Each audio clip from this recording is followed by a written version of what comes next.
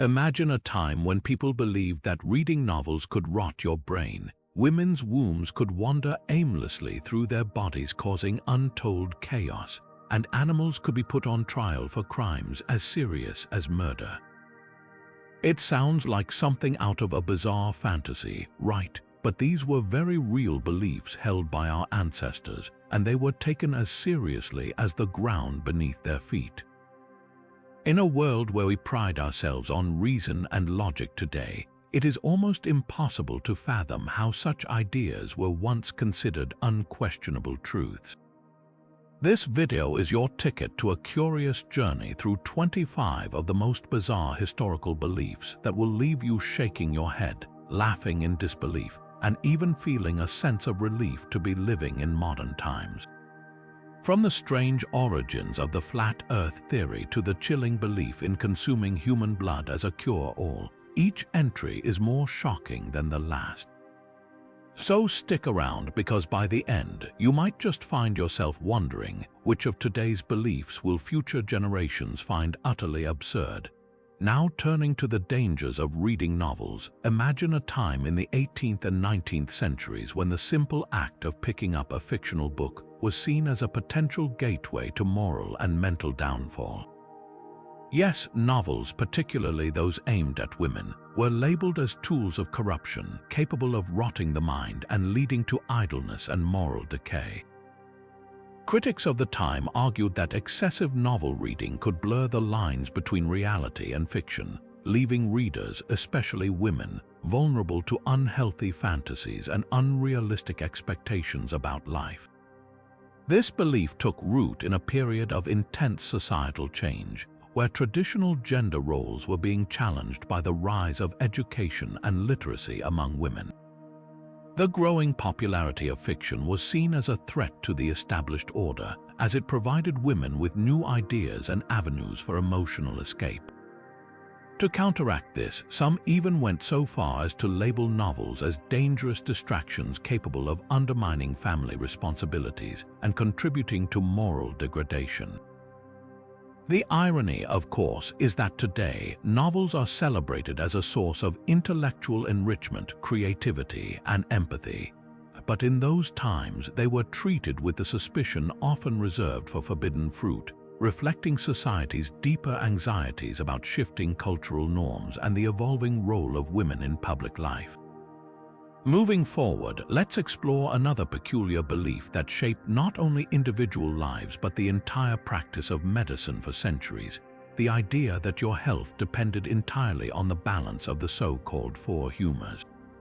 Moving forward, let us delve into the intriguing world of the four humors, an ancient Greek and medieval medical theory that dominated health practices for centuries. According to this belief, the human body was thought to operate under the influence of four primary fluids: blood, yellow bile, black bile, and phlegm. These humors were not just physical substances but were believed to directly affect a person's health, emotions, and temperament. A perfect balance among them was essential for maintaining overall well-being, while any imbalance was considered the root cause of illnesses, both physical and mental. If someone was overly melancholic, it might be blamed on an excess of black bile. If they were overly energetic or aggressive, yellow bile was often the culprit. Treatments aimed at restoring balance ranged from the relatively benign, like dietary adjustments, to the downright alarming, like bloodletting, purging, or inducing vomiting. Physicians would even use leeches to draw out excess blood, believing it could cure ailments as varied as fevers, headaches, and even depression.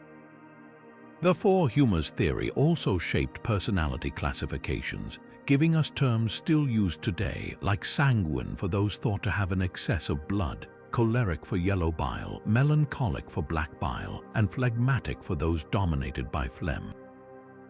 While modern medicine has thoroughly debunked this framework, its influence persisted well into the 19th century, shaping how society viewed health and human nature. It serves as a vivid reminder of how far our understanding of the human body has come. As we journey onward, let us examine a belief that persisted surprisingly long into recent history: the astonishing idea of spontaneous generation. Now turning to the curious belief in spontaneous generation, this was the idea that life could spring forth from non-living matter, a concept that persisted remarkably into the 19th century. According to this theory, people believed that creatures like mice, flies, and even frogs could emerge directly from inanimate substances. For example, it was thought that mice could spontaneously arise from piles of grain, or that maggots appeared from rotting meat without any external influence. This notion stemmed from observations that lacked a deeper scientific understanding of reproduction and microorganisms. In an era before germ theory or advanced microscopy, such ideas seemed logical to many.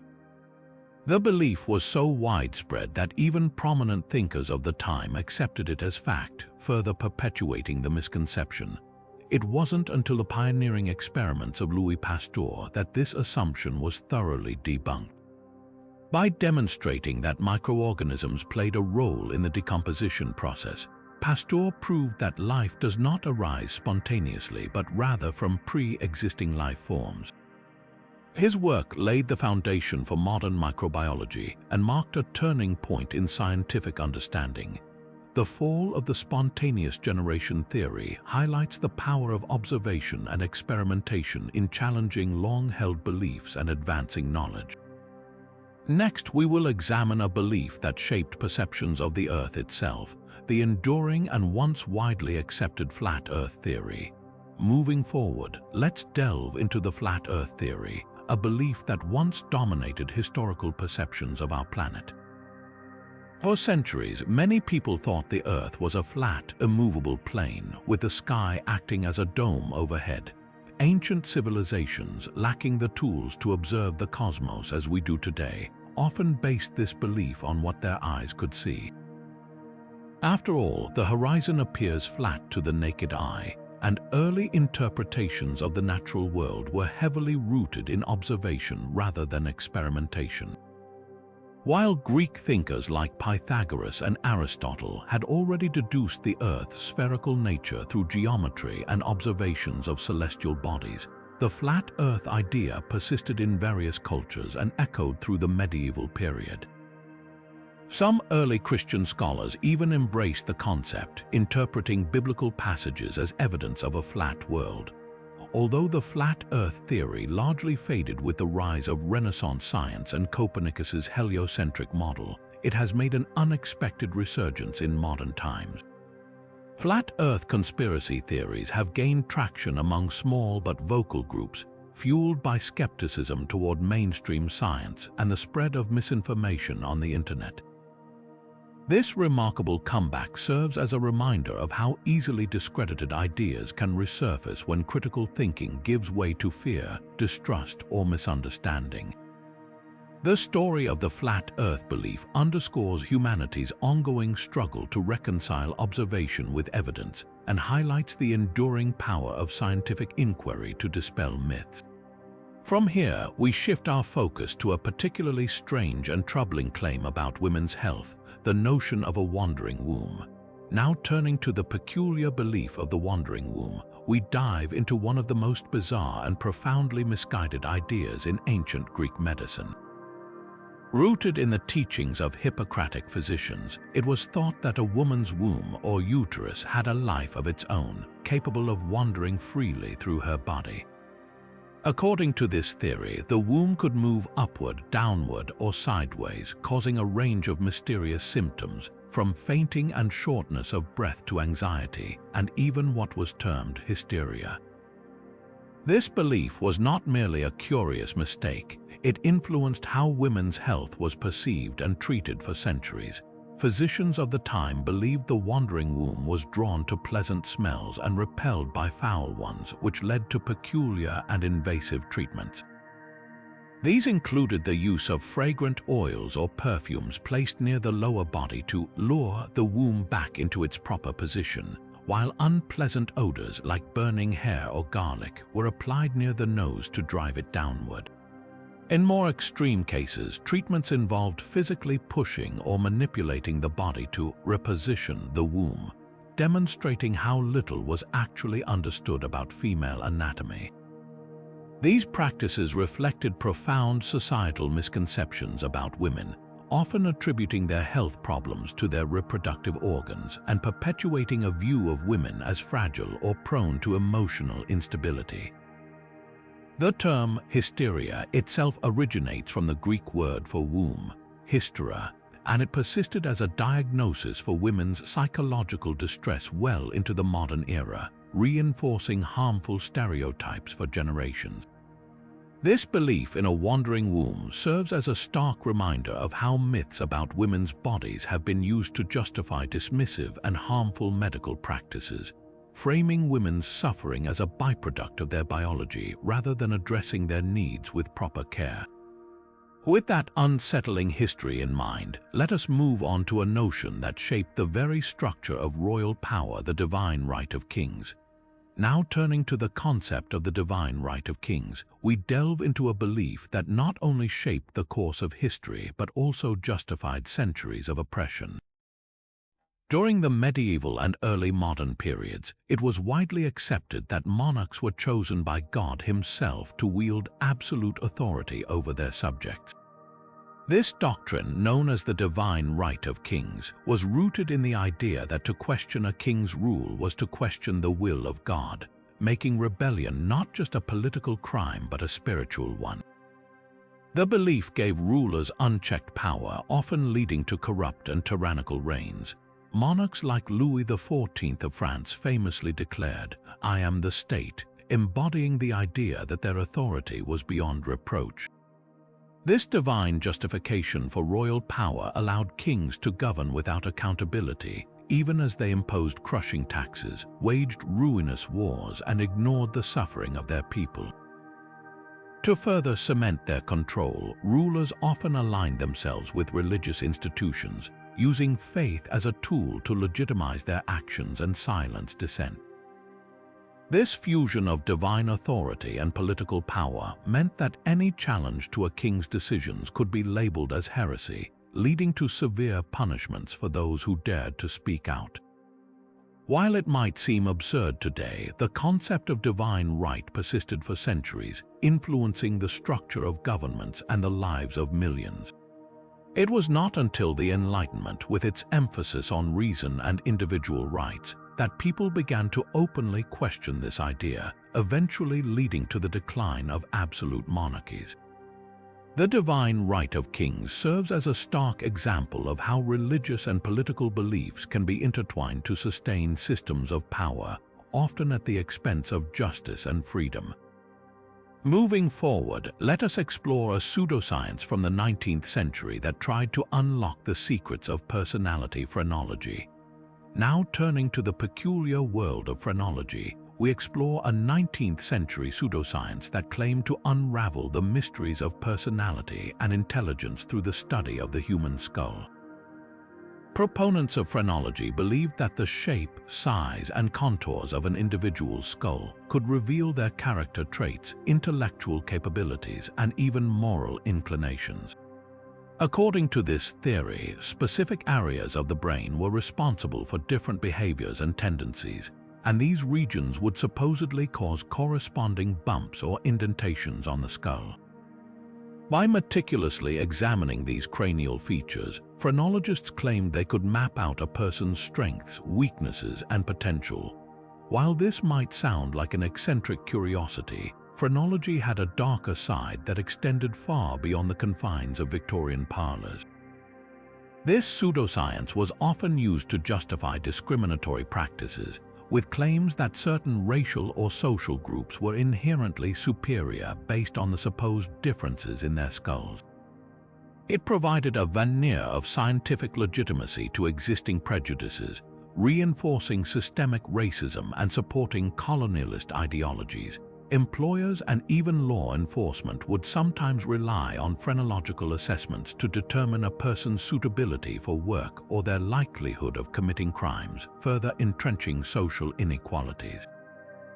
Despite its lack of scientific validity, phrenology gained widespread popularity during the 1800s, influencing everything from hiring decisions to education and even romantic matchmaking.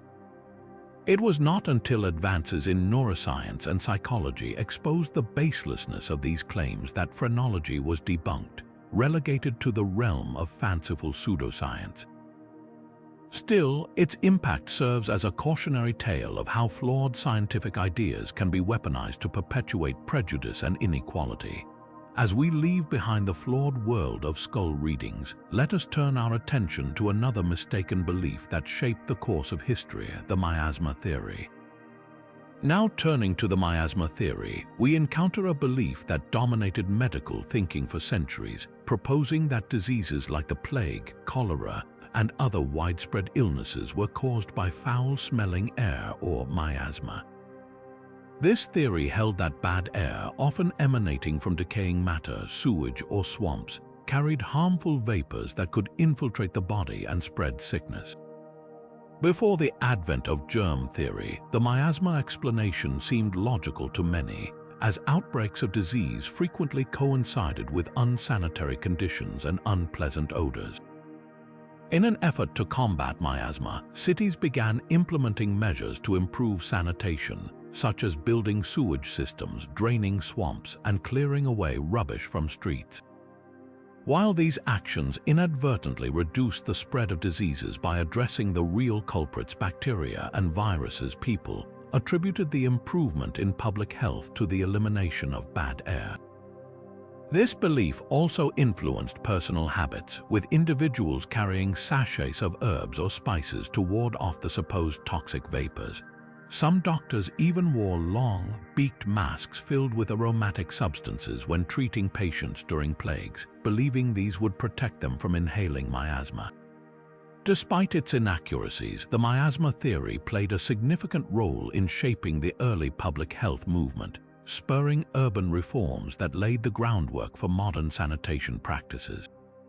However, it was not until the groundbreaking work of scientists like Louis Pasteur and Robert Koch in the late 1800s that the true cause of many diseases, germs, was uncovered. Their discoveries revolutionized medicine, discrediting the miasma theory and ushering in a new era of scientific understanding.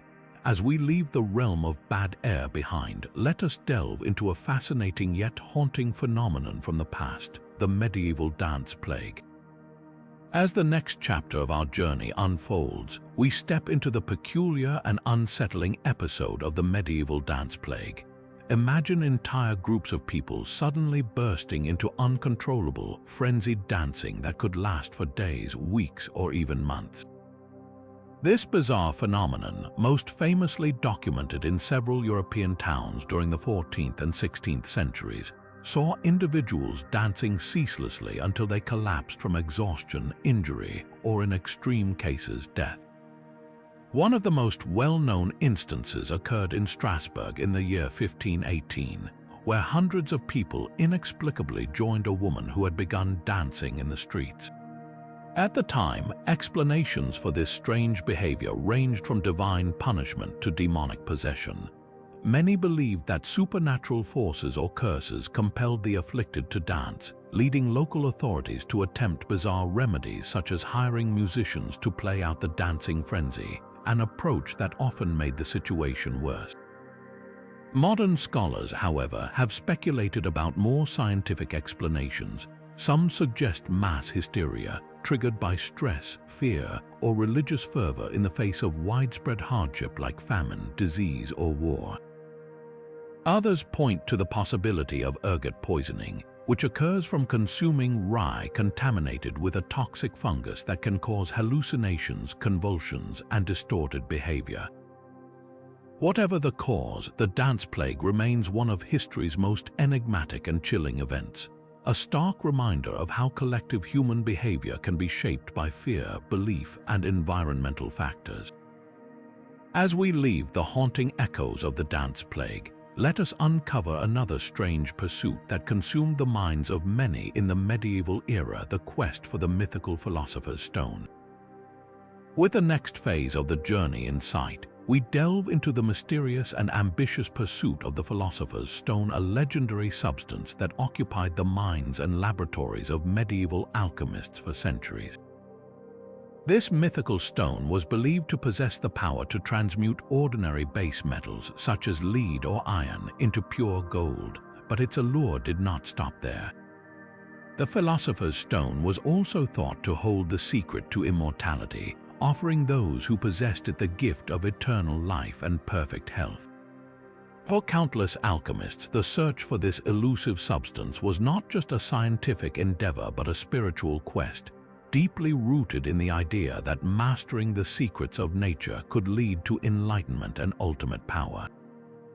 The belief in the philosopher's stone was so compelling that it consumed entire lifetimes, with many dedicating years to experiments that yielded no results. Laboratories were filled with bubbling flasks, intricate diagrams, and mysterious symbols, all aimed at unlocking this supposed secret of the universe. Some alchemists, such as Nicholas Flamel, became legendary figures themselves, with rumors swirling about their success in creating the philosopher's stone, although no evidence supports these claims. The pursuit of the philosopher's stone, while ultimately futile, did contribute some advancements to early chemistry, as experiments led to a greater understanding of substances and their properties. However, it also reveals how deeply rooted hopes for wealth, health, and immortality can overshadow reason and evidence. As we leave behind the peculiar world of alchemy, let us explore another strange chapter in history: animal trials, where even the courtroom became a stage for the bizarre. Now turning to a peculiar and almost comical chapter in history, let us delve into the bizarre practice of animal trials in medieval Europe. Imagine a courtroom where the defendant is not a person but a pig accused of theft, or a rooster charged with laying an egg. These trials were not mere theatrics. They followed procedures that mirrored human legal systems of the time. Animals accused of crimes such as theft, violence, or even witchcraft were brought before judges, and in many cases they were assigned legal representation. Defense attorneys would argue on behalf of the animal, often citing its lack of understanding or intent to commit wrongdoing, while prosecution would present evidence and call witnesses. Verdicts ranged from acquittal to severe punishment, such as execution, depending on the nature of the offense. One famous case involved a sow in France during the 15th century, accused of killing a child. Not only was the sow found guilty and sentenced to death, but the piglets it had birthed were also charged as accomplices, though they were later acquitted due to insufficient evidence. These trials reveal the extent to which humans projected morality and responsibility onto animals, reflecting the theological and societal frameworks of the time. While these proceedings may seem absurd today, they offer a fascinating glimpse into medieval thought and highlight the strange ways in which justice was interpreted. With this curious chapter closed, let us move on to an even more unexpected belief about the supernatural cries of mandrake roots. Now turning to the eerie world of medieval superstitions, let us explore the chilling belief surrounding mandrake roots. These peculiar plants, with their human-like shape, were once thought to possess mystical and dangerous properties. According to legend, uprooting a mandrake root would cause it to emit a blood-curdling scream so deadly that anyone who heard it would instantly perish. This fear led to elaborate and creative methods to harvest the roots without risking human life. One popular method involved tying a rope around the root and attaching the other end to a dog. The person would then retreat to a safe distance and entice the dog to pull the root free, ensuring that if the scream occurred, only the animal would be affected. It might sound far-fetched today, but in the context of the time, this belief likely stemmed from the mandrake's uncanny resemblance to the human form, complete with limb-like roots. Some even believed that the plant contained supernatural powers, capable of medicinal uses or casting enchantments, further fueling its mythical reputation. These stories were often perpetuated by herbalists or healers, perhaps as a way to add mystique to their craft and increase the perceived value of the mandrake. While we now know that plants do not scream and the mandrake is just another root, these tales highlight the deep connections people once made between nature and the supernatural. Moving forward, we uncover another bizarre measure people took to ward off evil: witch bottles and their curious contents. Moving forward, let us delve into the peculiar world of witch bottles, a widespread practice during the 16th and 17th centuries that exemplifies the paranoia surrounding witchcraft. At the time, it was commonly believed that witches wielded malevolent powers capable of bringing sickness, bad luck, or even death to ordinary people. To combat these perceived threats, many turned to the creation of witch bottles as a form of supernatural protection. These bottles were far from ordinary. They were typically filled with a curious mix of items such as urine, nails, pins, broken glass, and strands of human hair. The idea behind this strange concoction was that the bottle would trap the witch's harmful magic or even redirect it back to the sender, rendering the witch powerless. These bottles were usually buried beneath the hearth of a home or placed in walls, locations thought to offer the strongest defense against dark forces. The practice was rooted in deep-seated fear and superstition, reflecting the lengths people would go to in order to feel safe from what they could not explain. In many cases, the creation and use of these bottles were encouraged by self-proclaimed experts in folk magic, who claimed they could ensure effective protection with such rituals. While these beliefs may seem odd today, they serve as a vivid reminder of the anxiety and uncertainty that pervaded life in an era when natural phenomena were not well understood and fear of the supernatural ran rampant. As we leave behind the eerie world of witch bottles, let us now confront an even older, more harrowing tradition: an ancient medical practice that involved drilling holes into the human skull. Now turning to one of the most unsettling medical practices in human history, trepanning, the act of drilling or scraping holes into a person's skull. This ancient procedure was believed to serve many purposes, from releasing evil spirits thought to cause mental illness, seizures, or other afflictions, to alleviating physical ailments such as migraines or head injuries. Evidence of trepanning dates back thousands of years and has been found in archaeological sites across the globe, from Africa to South America to Europe, indicating that this practice was alarmingly widespread. What is even more astonishing is the survival rate of many patients, as studies of ancient skulls have revealed signs of healing around the trepanned holes, suggesting that the operation, as harrowing as it sounds, was not always fatal. The reasoning behind trepanning was deeply rooted in the belief that mental and physical health issues were often caused by unseen forces, whether they be malevolent spirits, trapped energies, or an imbalance within the body. Without the advancements of modern medical science, many saw this brutal intervention as a viable solution to otherwise inexplicable ailments. The tools used for the procedure varied widely, from sharp stones in prehistory to more refined surgical instruments in later centuries, yet the outcome remained the same: a gaping hole in the skull, with the hope that this would somehow bring relief or cure the afflicted individual. While trepanning might seem like a relic of the distant past, it has occasionally persisted into modern times as part of pseudoscientific movements or extreme alternative medicine. Some proponents today claim that trepanning increases blood flow or oxygen levels in the brain, though these assertions lack scientific backing and are widely dismissed as dangerous quackery. It's chilling to imagine the desperation that would lead one to undergo such a procedure, reminding us of humanity's long struggle to make sense of illness and suffering in the absence of proper medical knowledge.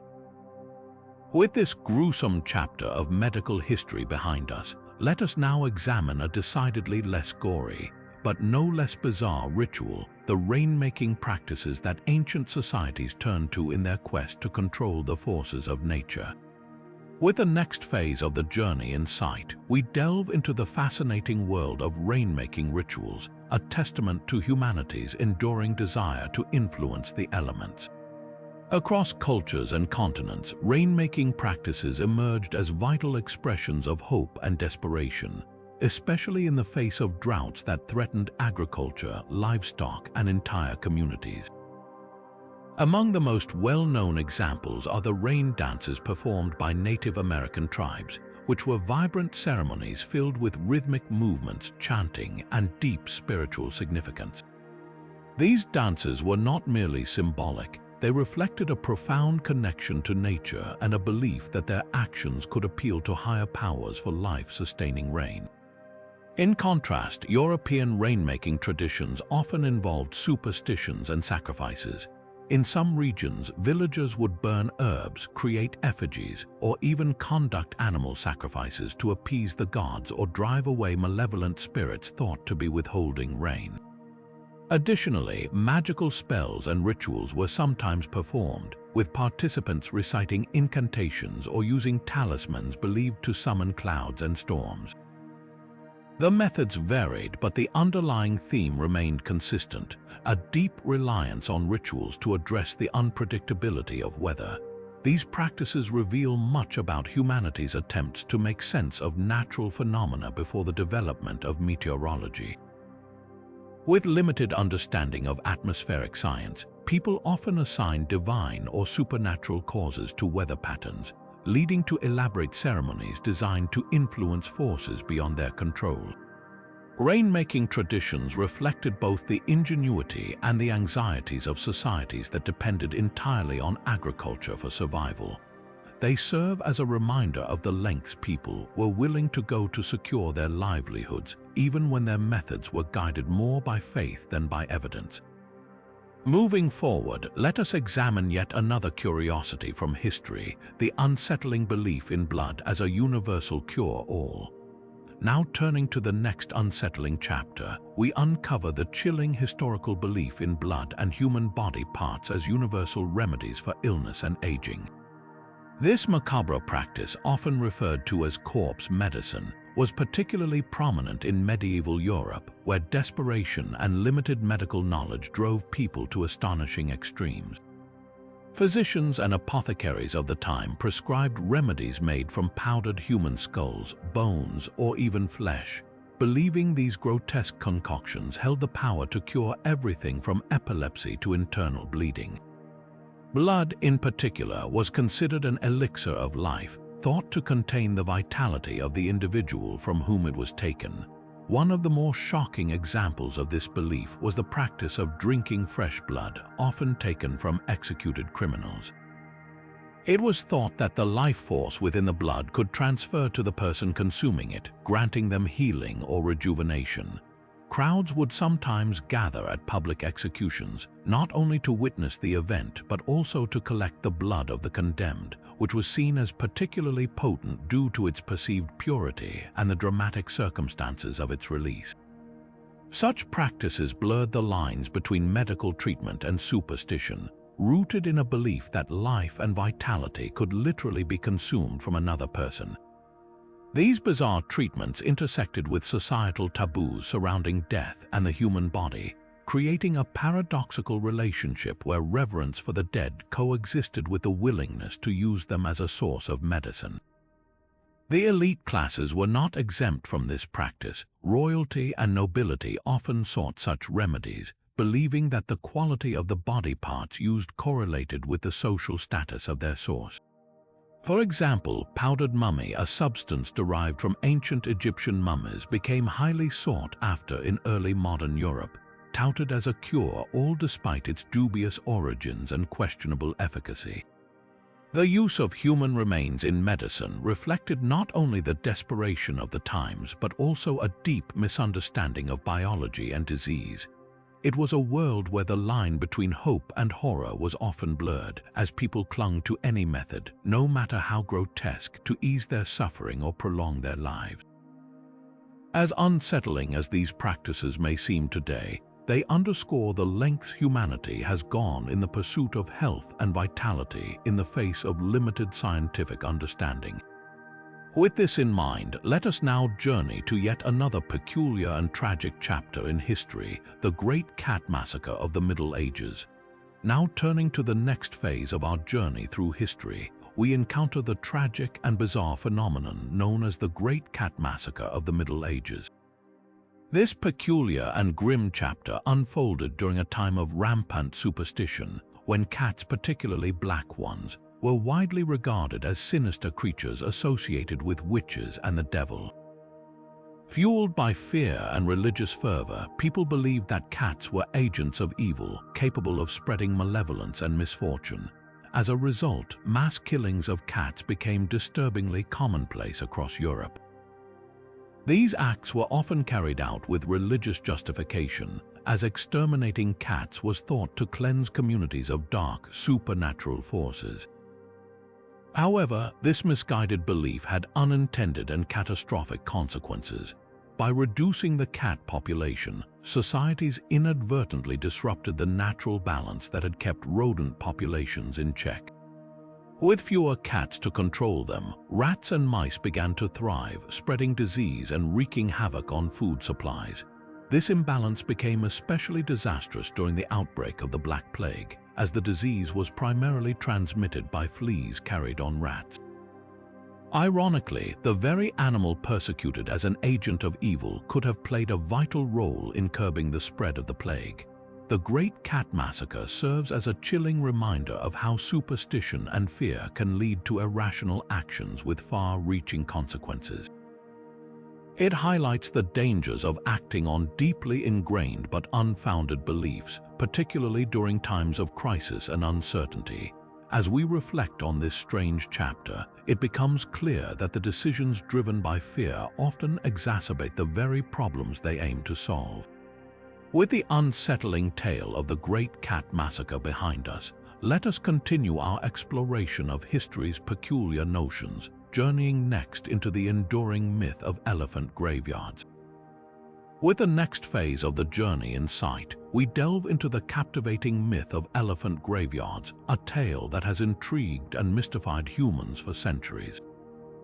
According to this enduring belief, elephants, sensing the end of their lives is near, instinctively travel to secret, hidden locations to die, leaving behind vast collections of their ivory tusks and bones. These legendary graveyards were often depicted as sacred or mystical places, and the idea became a recurring theme in literature, folklore, and even early safari tales. The image of a wise, knowing creature retreating to a hidden sanctuary in its final moments captured the imagination of many and fueled speculation about the existence of such sites. However, while the story of elephant graveyards is undeniably fascinating, it has no basis in scientific fact. Researchers who have studied elephant behavior extensively have found no evidence to suggest that these majestic creatures seek out specific locations to die. Instead, the appearance of clustered elephant bones in certain areas is often the result of environmental factors, such as droughts or access to water sources, where multiple elephants might perish due to natural conditions. Despite the lack of evidence, the myth persisted and was further popularized by explorers, writers, and filmmakers who romanticized the idea of uncovering a hidden treasure trove of ivory. This belief in elephant graveyards also highlights humanity's inclination to ascribe deeper meaning to animal behaviors that are, in reality, often shaped by practical and environmental needs. It serves as a reminder of how easily myths can take root and endure, weaving their way into the fabric of culture and storytelling. As we leave behind the mysterious allure of elephant graveyards, our journey through history's strange beliefs will next bring us to the alchemical pursuit of creating life itself, the curious and ambitious experiment surrounding the homunculi. With the next phase of the journey in sight, we delve into the peculiar and ambitious realm of alchemy, where the creation of homunculi, a tiny, fully formed human, captivated the minds of medieval thinkers. This bizarre pursuit was rooted in the belief that life could be artificially generated through secretive alchemical processes. Alchemists, driven by a mix of curiosity, mysticism, and a desire to unravel the mysteries of existence, dedicated countless hours to developing methods they believed could produce these miniature humans. The recipes for creating a homunculus were as strange and unsettling as the concept itself. One popular method, detailed in ancient texts, involved placing human sperm into a sealed vessel containing various organic or chemical substances. This vessel was then buried in dung or heated to simulate the conditions believed necessary to spark life. Some alchemists claimed that under precise circumstances, this process would result in the formation of a tiny human, complete with intelligence and magical abilities. Another method suggested using animal reproductive materials mixed with mystical components to achieve similar results.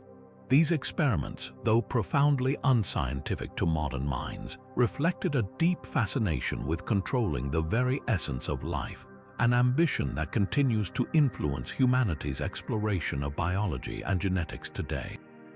While no homunculus was ever successfully created, the belief in its possibility underscored the era's limited understanding of reproduction and biology. It also highlighted the blend of science and mysticism that characterized medieval alchemy, where the natural world and spiritual ideals often collided in strange and imaginative ways. The idea of the homunculus eventually found its way into literature and art, influencing stories and depictions of artificial beings. It became a symbol of humanity's hubris and unyielding desire to mimic the creative forces of nature. As we leave behind the fantastical and unsettling experiments of the alchemists, our journey through history's peculiar beliefs takes us next to an age-old quest for eternal youth. Prepare to explore the enduring legend of the Fountain of Youth, a myth that lured explorers and dreamers alike into endless pursuits of immortality.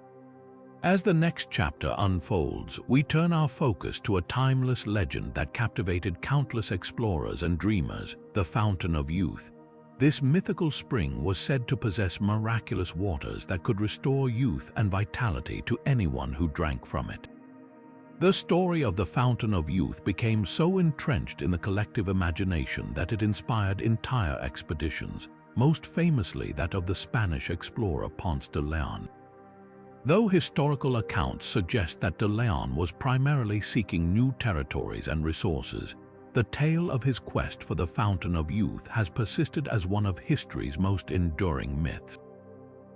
The origins of this legend can be traced back to ancient cultures, including those of the Greeks and Romans, who spoke of rejuvenating waters in their myths.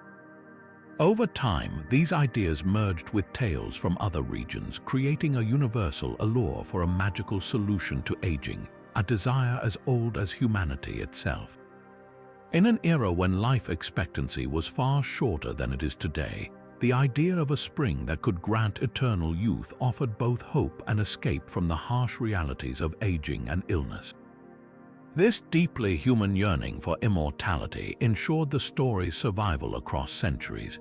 Despite the lack of any evidence supporting its existence, the belief in the Fountain of Youth endured, fueled by a potent combination of folklore, religious symbolism, and human optimism. Explorers and settlers in the New World recounted tales of indigenous people speaking of mystical waters, further amplifying the myth's appeal. These stories not only inspired journey after journey, but also reflected broader themes of exploration, discovery, and the human struggle to transcend natural limitations. In truth, the Fountain of Youth serves as a metaphor for humanity's relentless pursuit of eternal life and the quest to defy the passage of time. Although modern science has shifted the focus toward extending life through medicine and technology, echoes of this ancient legend can still be seen today in our obsession with anti-aging products and treatments. The enduring allure of the Fountain of Youth reminds us that the dream of cheating mortality is a fundamental part of the human experience. As we move forward, we'll dive into another peculiar belief that blurs the line between nature and imagination. Prepare to explore the medieval misconception that barnacle geese were not born, but rather grew directly from barnacles, an idea as astonishing as it is mystifying. Now turning to a truly peculiar belief, we find ourselves in medieval Europe, where the natural world was often shrouded in mystery and misinterpretation. Among the many strange ideas that emerged during this period was the notion that barnacle geese, yes, the actual birds, did not hatch from eggs like other birds, but instead grew directly from barnacles attached to driftwood or rocks along the shoreline. This belief, as bizarre as it sounds, was widely accepted for centuries and even recorded in scholarly writings of the time. The confusion likely arose from the appearance of the barnacles themselves, which, with their feather-like filaments and hard shells, bore a superficial resemblance to the birds they were named after. Without the benefit of modern scientific understanding or the ability to closely observe biological processes, people filled these gaps in knowledge with explanations that made sense to them, no matter how far-fetched they seem to us today. Adding to this fascinating misconception was the fact that barnacle geese were often spotted in migration, seemingly appearing out of nowhere in regions where their nesting sites were unknown. Since medieval Europeans rarely witnessed the birds' breeding behavior, which occurred far to the north in remote Arctic areas, they turned to their imagination to explain this mystery. The result was an entirely fabricated life cycle, linking barnacles and geese in a way that highlights the human tendency to rationalize the unfamiliar with whatever information is readily available. This belief was even used to justify dietary practices in observant Christian communities, as some argued that barnacle geese, being born from barnacles rather than through traditional reproduction, could be classified as seafood and therefore consumed during Lent when meat was prohibited. Looking back, it is easy to see how limited observation, coupled with a reliance on superstition, created such an astonishing idea. Yet this story serves as a reminder of how humanity has always sought to make sense of the world, even when evidence was scarce or misunderstood. With the next chapter in sight, we'll delve into a phenomenon that blends fear, faith, and hysteria. Prepare to revisit the chilling world of the Salem witch trials, where belief in the supernatural shaped one of the most infamous episodes of collective paranoia in history. Now turning to one of the darkest chapters of American history, we arrive at the Salem witch trials of 1692, where fear, superstition, and religious fervor collided in a tragic display of collective paranoia. At the heart of this phenomenon was the widespread belief in witchcraft, a concept deeply ingrained in Puritan society. It was thought that witches made pacts with the devil, cast malevolent spells, and sought to undermine the moral fabric of the community. These fears were not mere whispers in the background, they were amplified by the societal pressures of the time. Puritans lived in a world that viewed unexplained misfortunes, such as illness, failed crops, or natural disasters, as evidence of supernatural forces at work. Once such beliefs took root, it did not take much to ignite mass hysteria. In Salem Village, a small, tightly knit community under great social and economic strain, a group of young girls claimed to be afflicted by witchcraft. They exhibited bizarre behaviors, convulsions, screaming, and fits, which they attributed to curses placed upon them by supposed witches. Whether these symptoms were genuine or the result of social and psychological pressures, they were taken at face value, and the accusations began to snowball. By the time the trials were underway, over 200 individuals had been accused of practicing witchcraft, ranging from impoverished outcasts to respected members of society. A combination of spectral evidence, in which the accusers claimed to see the spirits of witches tormenting them, and coerced or fabricated confessions created a frenzy that swept through the village like wildfire. The consequences were devastating. 20 people were executed, 19 by hanging and 1 by pressing with heavy stones. Many others endured imprisonment and lives irreparably shattered by the accusations. Looking back, it becomes clear that the Salem witch trials were not just the product of irrational beliefs, but also the result of deeply ingrained social tensions, rigid religious ideology, and an environment of fear where distrust could thrive unchecked. This grim episode serves as a cautionary tale about the dangers of mob mentality and the human tendency to scapegoat others in times of uncertainty. As we leave behind the chilling events of Salem, our next exploration will take us to the enigmatic patterns of crop circles, where ancient beliefs in the mystical once again shaped how people interpreted the unknown. Moving forward, we delve into the mysterious world of crop circles, but not as we know them today. Long before their modern-day association with extraterrestrials, strange patterns and markings in crops were a source of wonder and fear in medieval and early modern times. These formations, often referred to as fairy rings or otherworldly signs, were interpreted through the lens of the prevailing myths and beliefs of the era. People often attributed these peculiar patterns to supernatural forces, perhaps the work of mischievous fairies dancing under the moonlight, or even malicious spirits causing harm to crops. For deeply religious communities, such anomalies were sometimes seen as divine warnings or punishments, chastising them for collective sins or moral failings. Such interpretations were not random. They emerged from a worldview steeped in mystery, where unexplained phenomena were nearly always ascribed to forces beyond human understanding. Imagine a farmer walking through his fields at dawn, only to find perfectly circular patterns etched into the land overnight with no visible culprit. In a time lacking scientific explanations, how else could one make sense of such an occurrence? These beliefs highlight how humans have always sought meaning, even in the unexplained, allowing myths and folklore to fill the gaps of understanding. As time went on, crop circles continued to evolve in the public imagination, but the roots of their mystique lie firmly in history. Now, as we shift focus from earthly fields to a theory rooted in speculative science, let us explore the bizarre belief in a hollow earth where adventure and absurdity collide.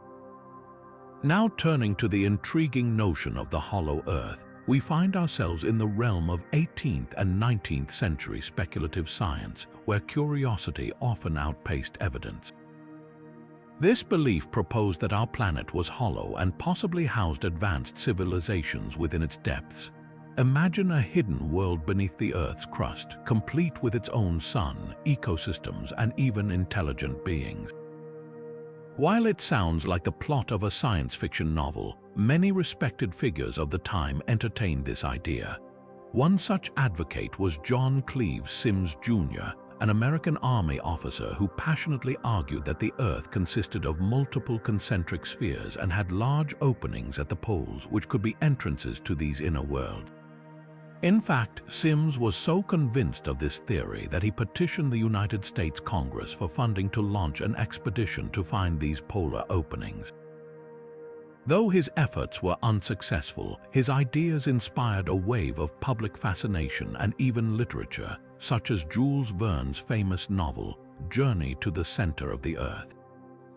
The hollow Earth theory may seem laughable now, especially with modern geology proving the Earth's complex layers, but it serves as a testament to humanity's insatiable curiosity about the unknown. In an era before satellite imagery and seismic studies, the idea of vast, unexplored worlds lurking beneath our feet sparked both wonder and wild imagination. It also reflects how limited scientific knowledge was at the time, allowing speculative theories to flourish in the absence of hard evidence. As we leave behind the mysteries of the Earth's interior, our next journey ventures upward into the cosmos, where celestial phenomena like eclipses once carried profound and divine significance. With the next phase of the journey in sight, we turn our eyes to the heavens and the awe-inspiring phenomena of solar and lunar eclipses, which once held profound and often terrifying significance in human history. Long before the scientific understanding of these celestial events, civilizations around the world interpreted eclipses as powerful omens, often signaling divine displeasure or forewarning catastrophic events. In ancient Greece, an eclipse might be seen as a harbinger of political upheaval or disaster, while in China, it was believed that a celestial dragon devoured the sun or moon, plunging the world into temporary darkness. To combat these perceived threats, elaborate rituals were performed. In China, for example, drummers would beat their drums and archers would fire arrows into the sky in an attempt to scare away the mythical beast. In other cultures, people would gather to chant, pray, or make offerings to appease the gods and restore cosmic balance. These beliefs were not confined to one region or society. Across the globe, eclipses inspired both fear and reverence as people sought to make sense of these sudden and dramatic disruptions in the natural order. It wasn't until much later, with the advent of astronomy and mathematics, that eclipses were understood as predictable events caused by the alignment of the sun, moon, and earth. The work of early astronomers like Aryabhatta in India and later scientists such as Johannes Kepler and Isaac Newton began to demystify these occurrences, transforming them from ominous signs of divine wrath into opportunities for scientific observation and discovery. While we now watch eclipses with wonder rather than dread, these ancient interpretations remind us of humanity's deep connection to the cosmos and our enduring quest to understand the forces that shape our world. As we leave behind the divine mysteries of eclipses, we delve into the peculiar realm of phrenology, a pseudoscience that attempted to uncover the secrets of human personality through the shape of the skull. Now turning to the deeper consequences of phrenology, this 19th century pseudoscience extended far beyond its initial claims of decoding personality traits through the shape of the skull. Emerging at a time when European powers were expanding their reach and consolidating colonial empires, phrenology became a tool not only for personal analysis but also for systemic oppression. Its proponents, under the guise of scientific inquiry, used cranial measurements to construct hierarchies of intelligence and morality, often ranking European skulls as superior while demeaning those of other populations. This unfounded and prejudiced framework was conveniently employed to justify the subjugation of colonized peoples, framing them as biologically predisposed to servitude or inferiority. The impact of these ideas was especially insidious in the Americas, where phrenology intersected with the institution of slavery. By claiming that enslaved individuals possessed physical traits that suited them for labor or submission, phrenologists provided a pseudo-intellectual foundation for racist ideologies, fueling the already dehumanizing system of slavery. These notions also found their way into policies surrounding immigration and citizenship, influencing who was considered fit to enter various countries or participate fully in society. What is chilling is how these so-called studies gave an air of legitimacy to deeply harmful stereotypes, embedding them into the cultural and institutional fabric of the time. The legacy of phrenology underscores the dangerous intersection of pseudoscience and power, serving as a stark reminder of how uncritical acceptance of flawed ideas can perpetuate inequality and injustice. And now, leaving the shadows of phrenology behind, we shift our focus to another belief that shaped lives across time and cultures: the ancient notion of the wandering womb. As the next chapter of history unfolds, we dive into the bizarre yet impactful belief in the wandering womb. Rooted in ancient Greek medicine, this notion posited that a woman's womb could physically move around her body, causing a host of ailments ranging from fainting spells to emotional instability. Such a belief, absurd as it may sound today, became more than just a medical misconception. It laid a foundation for deeply ingrained societal attitudes toward women that persisted for centuries. By framing women's health issues as the result of an uncontrollable and unpredictable organ, this idea offered an easy justification for dismissing their pain, struggles, and autonomy. For example, conditions that we now recognize as psychological or hormonal were often attributed to a hysterical womb, a term derived from the Greek word for uterus. This not only trivialized legitimate health concerns but also stigmatized women seeking treatment, painting them as overly emotional or irrational. The concept of womb wandering also played a significant role in reinforcing rigid gender roles, as it aligned with the broader belief that women were naturally more fragile, both physically and mentally, than men.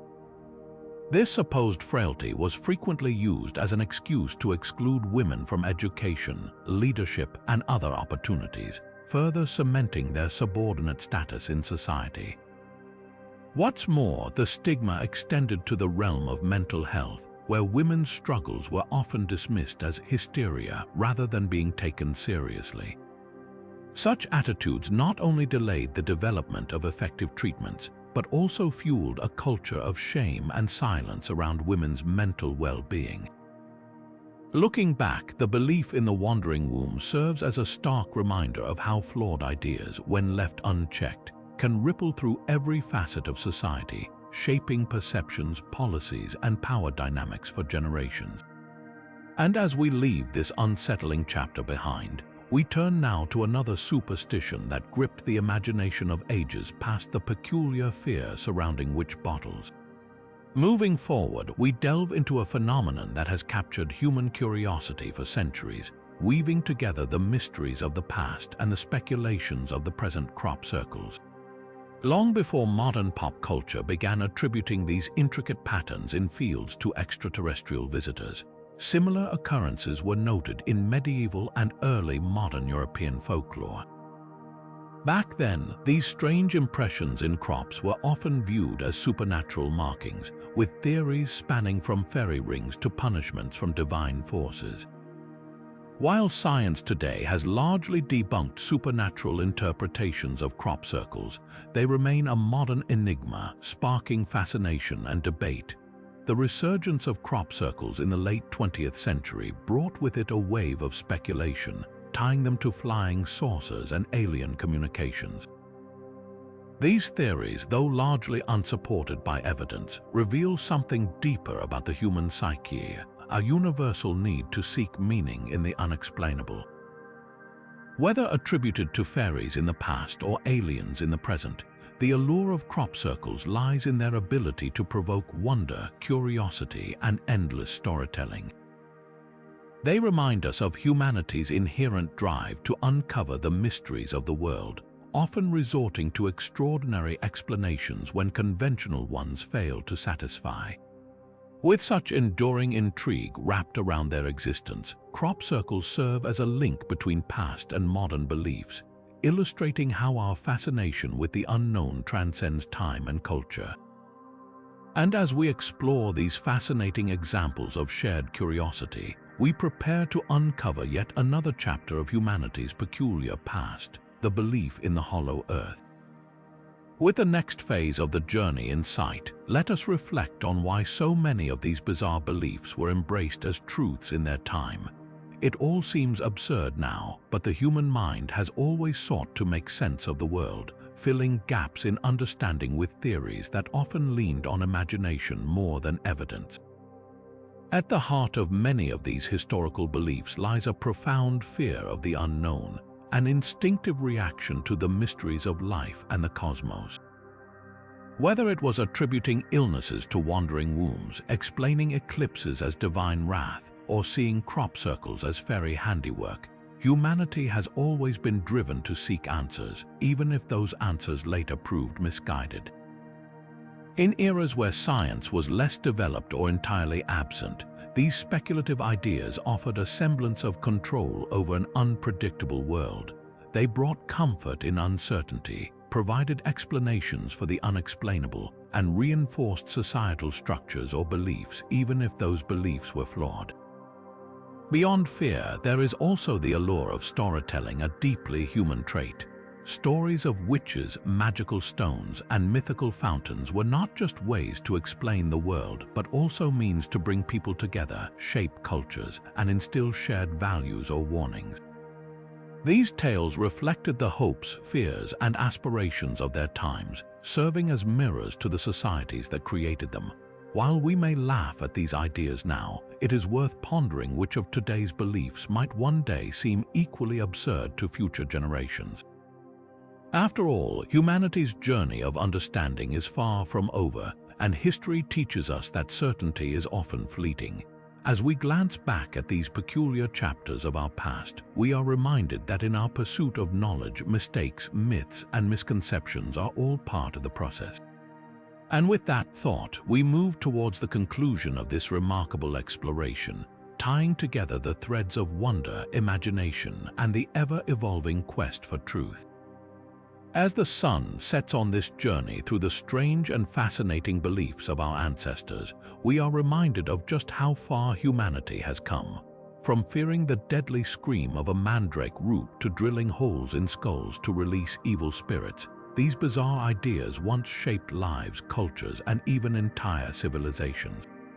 Today, science, reason, and critical thinking have unraveled many of these mysteries, replacing superstition with knowledge and opening the door to countless modern advancements. But let's not be too quick to judge. After all, some of these beliefs, as peculiar as they may seem now, were stepping stones to greater understanding. They pushed people to explore, to question, and to imagine a world beyond their immediate grasp. Perhaps one day, future generations will look back at some of our current ideas with the same mix of amusement and disbelief. What will those beliefs be? Only time will tell. In the meantime, let this exploration inspire curiosity and a thirst for learning, because history proves that the quest for truth is never truly over. Which of these historical beliefs surprised you the most? Share your thoughts in the comments below. And if you enjoyed this deep dive into the peculiarities of the past, don't forget to like this video, subscribe to the channel, and hit the notification bell so you never miss an upcoming exploration into history's most fascinating mysteries. Thank you for joining us, and until next time, keep questioning, keep exploring, and keep uncovering the wonders of our world.